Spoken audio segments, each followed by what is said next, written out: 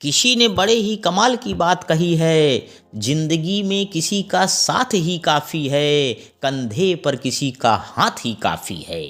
दूर हो या पास क्या फ़र्क पड़ता है, अनमोल रिश्तों में बस एहसास ही काफ़ी है। जी हाँ दोस्तों, मैं लेकर आया हूँ पति पत्नी के सच्चे प्यार की कहानी। ये कहानी हमें बहुत ही स्ट्रॉन्ग मैसेज देगी कि पति पत्नी के रिश्ते को कैसे बचाया जा सकता है, तलाक को कैसे बचाया जा सकता है। तो आइए शुरू करते हैं, बहुत ध्यानपूर्वक सुनिएगा। पति पत्नी में कभी न कभी लड़ाई हो ही जाती है। जब शादी नहीं होती है तो सब कुछ ठीक रहता है, लेकिन शादी के कुछ दिनों के बाद दोनों में कुछ कहा सुनी होनी शुरू हो जाती है। ऐसा होते होते पता ही नहीं चलता कि कब बात इतनी बढ़ जाती है कि नौबत यहाँ तक आ जाती है कि दोनों एक दूसरे के साथ रहना भी पसंद नहीं करते और दोनों तलाक तक भी पहुँच जाते हैं।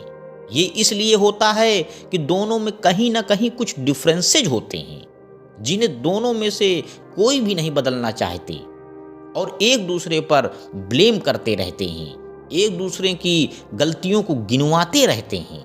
यदि देखा जाए तो जब शादी होती है जब भी वे दोनों ऐसे ही होते हैं, और जब शादी को कई साल बीत जाते हैं तब भी वो ऐसे ही होते हैं। फिर दोनों में इतनी अनबन क्यों हो जाती है जो उनके जीवन को तबाह तक कर देती है।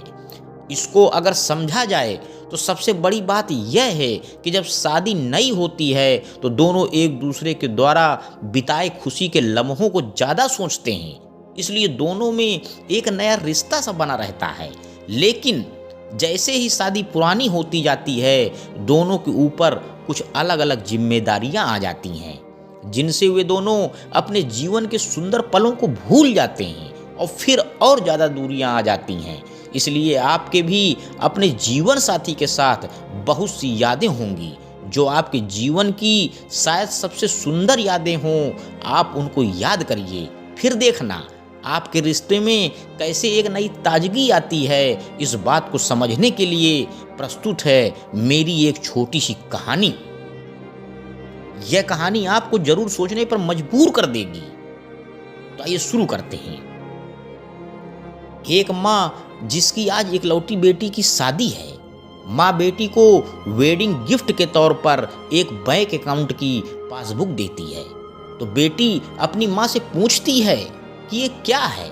माँ कहती है कि ये मेरी तरफ से एक छोटा सा वेडिंग तोहफा है। ये बैंक अकाउंट की पासबुक है, ये तुम्हारे जीवन की खुशी के लम्हों को संजोए रखेगी। आगे जब भी तुम दोनों की जिंदगी में कोई खुशी का मौका आए तो अपनी तरफ से इसमें कुछ पैसे डिपॉजिट करना। जितनी बड़ी खुशी उतनी ज़्यादा रकम, और उससे आगे लिख भी देना कि आज ये खुशी का मौका है इसलिए इतने पैसे जमा किए हैं।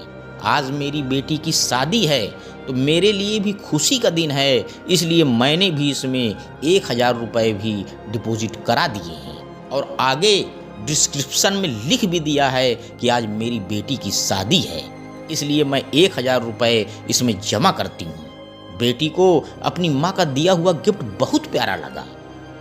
बेटी ने घर जाने के बाद जब यह बात अपने पति से की तो पति को भी यह चीज़ बहुत अच्छी लगी और कहने लगा कि ये तो बहुत अच्छा तरीका है अपने जीवन के खुशी लम्हों को फिर से याद करने का। दोनों अब इंतजार ही कर रहे थे कि कब इसमें अगला डिपॉजिट हो। दोनों नए नए बहाने ढूंढते थे पैसा जमा करने के।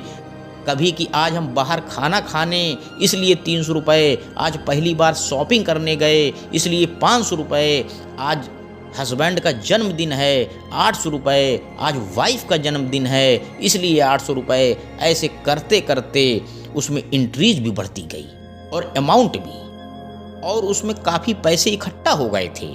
शादी को कई साल बीत जाने के बाद दोनों में कुछ दूरियां बढ़ने लगी। दोनों में छोटी मोटी नोक झोंक होनी शुरू हो गई थी। फिर कुछ दिनों के बाद झगड़े होने लगे। दोनों ने बात करना छोड़ दिया और एक दूसरे से खुश नहीं रहते थे। माँ को अपनी बेटी से मुलाकात किए हुए काफ़ी दिन हो चुके थे, तो एक दिन माँ अपनी बेटी से मिलने के लिए बेटी के घर गई। तो बेटी कहने लगी कि माँ, मैं अब इस शादी में आगे अपना जीवन नहीं गुजार सकती। पता नहीं मैंने इतने दिन इसके साथ कैसे गुजार लिए, अब मैं इस आदमी से तलाक चाहती हूँ। उधर पति भी कहने लगा कि मैं भी परेशान आ गया हूँ, इसके साथ रहकर मैं भी जीना नहीं चाहता, तुम्हारे साथ मुझे भी तलाक चाहिए। माँ ने कहा ठीक है, तुम दोनों अलग अलग हो जाना, लेकिन याद है मैंने तुम्हारी शादी के दिन तोहफे में एक पासबुक दी थी। बेटी पासबुक निकाल कर लाई तो उसमें देखा कि उसमें बहुत पैसे जमा हैं। माँ ने कहा जब शादी इतनी बुरी थी तो पहले अपनी शादी से जुड़ी कोई याद भी अपने पास नहीं रखनी चाहिए, पहले इसमें जमा रकम को खर्च करना होगा, फिर तुम दोनों तलाक ले सकते हो। दोनों ने कहा ठीक है, और अगले ही दिन बेटी पासबुक लेकर बैंक जाती है। पैसे निकालने के लिए बैंक में पैसे निकालने वालों की लाइन लगी थी, तो बेटी भी लाइन में खड़ी हो गई। अब खड़े हुए काफ़ी देर हो गई थी, तो बेटी ने खड़े खड़े पासबुक खोली और देखने लगी कि इसमें कब कब पैसा जमा किए थे। बेटी देखते ही देखते उसे पता ही नहीं चला कि कब उसकी आंखें भर गईं।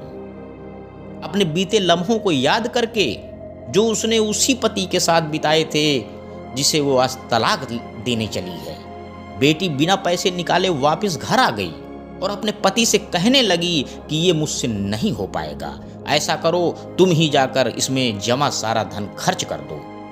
पति ने कहा ठीक है, और पति बैंक गया, लाइन में खड़ा हो गया। उसकी नज़र भी पासबुक पर पड़ी और उन सारे खुशी के लम्हों पर पड़ी जो उसने अपनी उसी पत्नी के साथ बिताए थे जिसे वो आज तलाक देना चाहता था। अपने जीवन के सबसे हसीन लम्हों को याद करके पति की भी आंखें भर आई और वो भी लाइन से निकल गया। पति घर आया और पासबुक अपनी पत्नी के हाथ में दी, तो पत्नी पासबुक में देखती है कि उसमें आज ही के दिन 5 रुपए जमा हुए हैं और उसके आगे लिखा है कि आज खुशी का दिन है कि मुझे एहसास हो चुका है कि वो उसे छोड़ने जा रहा था जिसे वो सबसे ज़्यादा प्यार करता है। मैंने फैसला कर लिया है कि अब बाकी की सारी ज़िंदगी उसी के साथ बिताना चाहता हूँ। यह देखकर दोनों की आंखें भर आई और गले लगकर खूब रोए और प्रॉमिस किया कि अब वो कभी नहीं लड़ेंगे। यह कहानी उन सभी के लिए है जिनके रिश्तों के बीच में दूरियां आ गई हैं। वो पहले आपस में बहुत प्यार करते थे, लेकिन अब वो एक दूसरे के साथ रहना पसंद नहीं करते। अगर आपके रिश्ते में भी थोड़ी बहुत दरारें आ गई हैं तो उन दरारों को भरने के लिए उन खुशी के लम्हों को याद करिए जो आपने एक दूसरे के साथ बिताए हैं। ये खुशी के पल आप दोनों में नई फीलिंग भर देंगे और आप दोनों के रिश्ते में नई जान आ जाएगी। इसलिए किसी भी रिश्ते को मजबूत बनाने के लिए अच्छे लम्हों को याद करना चाहिए, बुरे लम्हों को नहीं। आपको ये मैं बताना चाहता हूँ कि एक पति पत्नी का रिश्ता बहुत ही पवित्र रिश्ता होता है। तो दोस्तों, अंत में बस मैं यही कहना चाहता हूँ कि सच्चा प्यार बहुत खास होता है, मगर बहुत कम लोगों के पास होता है। धन्यवाद दोस्तों, मेरे YouTube चैनल को लाइक व सब्सक्राइब करें। आपका दिन शुभ हो।